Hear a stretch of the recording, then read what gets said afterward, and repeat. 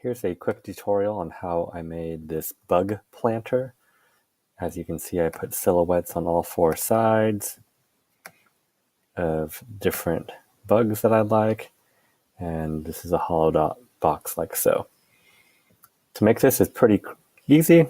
Let me show you the steps. First thing I do is I always change my grid, change the units to inches, and click Update Grid. Next thing I'm going to do is grab a red box and put it down over there, and I always use my ruler just like in my other projects and lay that down like so. The reason why I do that, press F to zoom in over here. The reason why I do that is I can easily change the measurements on my box. Let's change those to 2. I can change this one to 1.5 to make my box a little bit bigger. To make it hollow, I just do Control D, and I've created a duplicate. I can simply make this a little bit smaller, like so, turn it into a hole. I can either use this black arrow or I can do Control Up to move it. And what I'm going to do is use my Align tool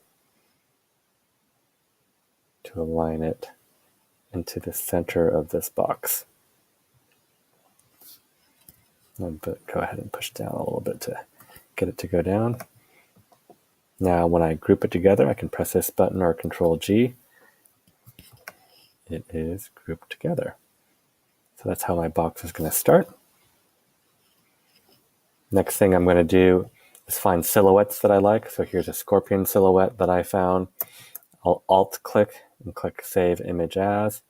After I save the image, I can use Pick SVG like we normally do to change it into a scalable vector graphic.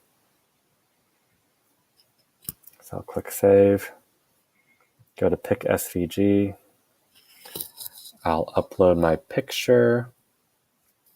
The important thing to remember on Pick SVG, depending on how you want the outline to look, you'll have to choose the filter to match how you want it to look. So the default filter just has a outline, which is good for cookie cutter. But for my box, I'm going to use Ready number 1 to make a solid shape.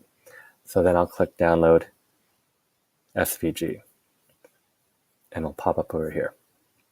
Next, I'll go back to TinkerCAD, click the Import button on the right. Again, I'm going to pick that SVG to import. And please make sure you pick the one that says SVG. TinkerCAD won't import other types of files. And I already made a bunch of SVGs right here. Here's the latest one. Click on the image, click Open.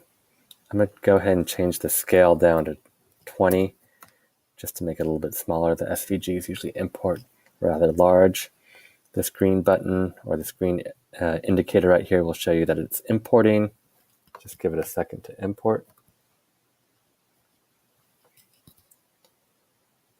And there we go. The last step's pretty easy. I'm going to grab that arrow right there to rotate it. I'm going to change it into a hole. I'm going to use my arrow keys to move it over. Control Up to move it up, or I can use this black arrow right here to move it up. Press F to zoom in. As you can see, it's too big. I'll just make it smaller. Make that smaller. Make that one smaller. No, that's a little too small. Let's make it 1.25. There we go. And then I can just use my arrow keys to carefully line it up. Control Up to move it over. Push it in. And then do Control G to group it. So this, unfortunately, as you can see, it went all the way through. We don't want it to go all the way through because we want this to hold soil. We want it to be a planter. So I can ungroup over here or do Control-Shift-G to ungroup. I'm going to take this image and I'm going to change my snapping to 1/16. And now when I do move it out, keep moving it till it just touches, and I'll push in one time with my keyboard. And again, I can do Control G or press this button up here. And now you can see the silhouette is indented to the side of my box. I can repeat the process on all 4 sides